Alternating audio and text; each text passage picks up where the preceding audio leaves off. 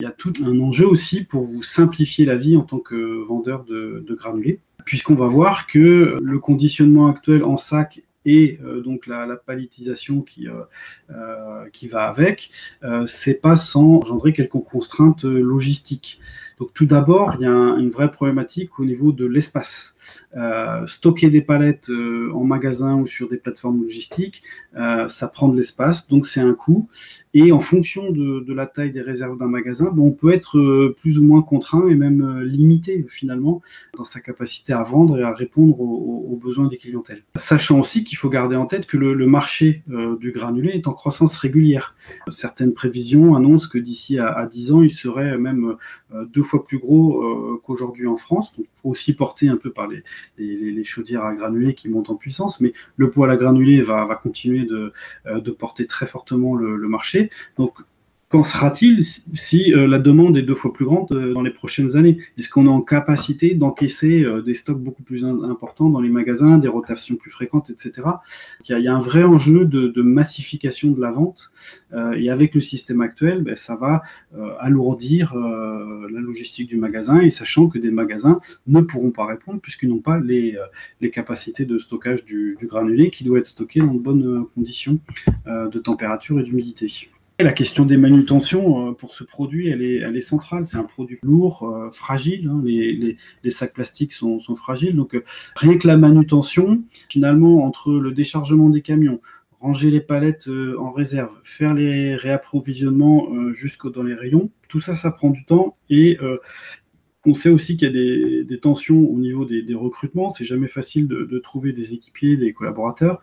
Donc, si on peut alléger cette partie-là, c'est sûr que ça ira forcément dans le bon sens.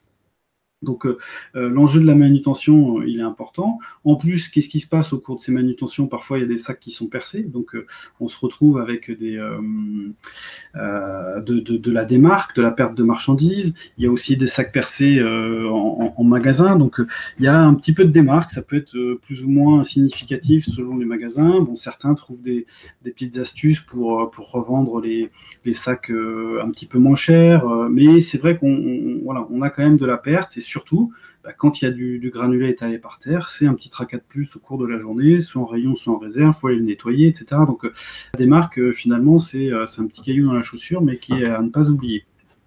Et puis surtout avec les palettes, côté magasin, finalement on se retrouve aussi avec des palettes à éliminer, puisque très fréquemment ce sont des palettes qui ne sont pas consignées, donc c'est des palettes jetables, donc qui dit déchets éliminés dit coût et facture pour le magasin.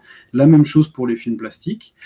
C'est vrai que le bois des palettes ou le film plastique qui sert à protéger les palettes, ce sont des matériaux revalorisables, mais il y aura toujours un coût d'élimination, même si c'est recyclable ou revalorisable. Et donc, ça, c'est quelque chose qu'on peut chercher à éliminer, sachant que, de ce point de vue-là, le meilleur déchet est celui qu'on ne produit pas, tout simplement. C'est pas parce que ces déchets sont facilement peut-être retraitables ou recyclables qu'on ne doit pas essayer de chercher tout simplement à les éviter.